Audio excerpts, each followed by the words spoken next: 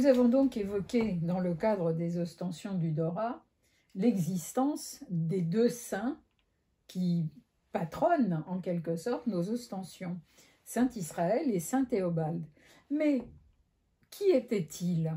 À quelle époque ont-ils vécu? Sont-ils natifs du Dora ou de la région?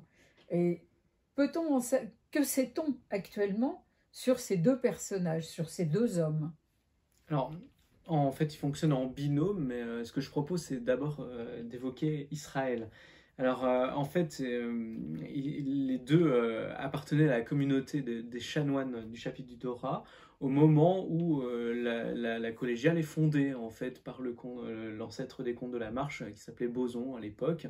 Et donc, Israël, il vit au premier temps de la communauté. En fait, en réalité, on ne connaît presque rien sur cet homme-là. On connaît sa date de décès, 1014, parce qu'elle est fêtée dans les anniversaires.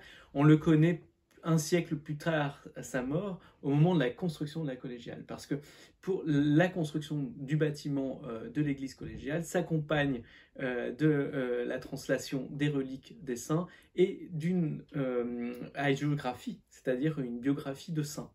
Et donc c'est à partir de ce moment-là, à chaque fois, ça se passe comme ça, à chaque fois quand on construit une église, on y met une relique de saint et on écrit.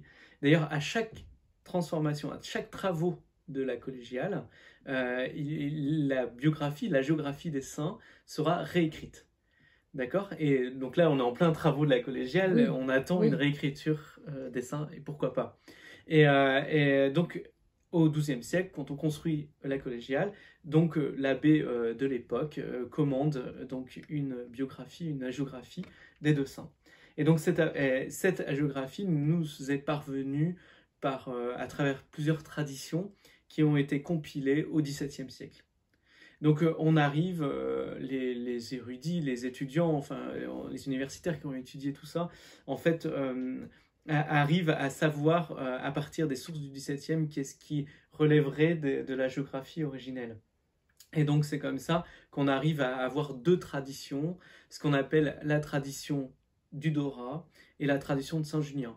Parce qu'il se trouve que cet Israël était aussi abbé, prévôt, ce qu'on appelle le chef de la communauté de la collégiale de Saint-Junien à son époque.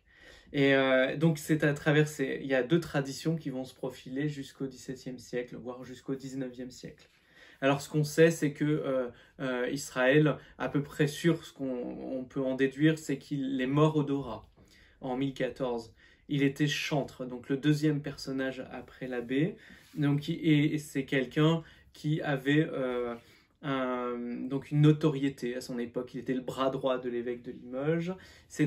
Il a participé à la réforme de la liturgie du rituel des chanoines.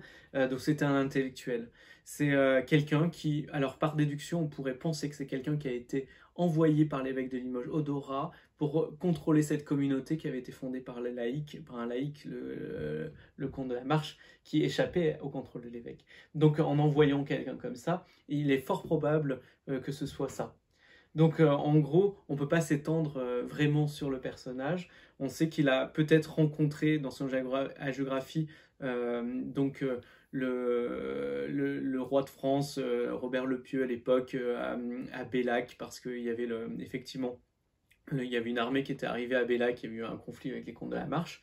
Donc possible à cette occasion qu'il ait pu rencontrer, voilà. Mais en fait, on ne peut faire que des suppositions.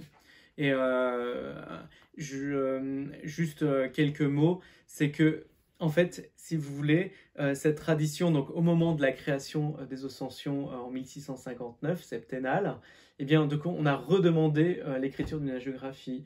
Et c'est là où on a insisté sur le saint, etc., alors que la tradition de Saint-Junien ne le présente pas comme un saint. Et il faut attendre donc la réécriture encore à la fin du 19e siècle lors des travaux de la collégiale aussi, le renouveau catholique, etc., par l'abbé Rougerie, où là, il va compiler des traditions orales qu'il aurait fait naître à côté du Dora, etc., parce que c'est un contexte de saints locaux, de nationalisme, où il faut... Voilà. La géographie aussi s'adapte au contexte au moment où elle est réécrite. Et donc on comble aussi les manques, tout ce qu'on n'a pas comme information. Donc on fait l'histoire comme un roman à la fin du 19e siècle. voilà, je vous donne rendez-vous pour Saint Théobald. Voilà, à tout à l'heure.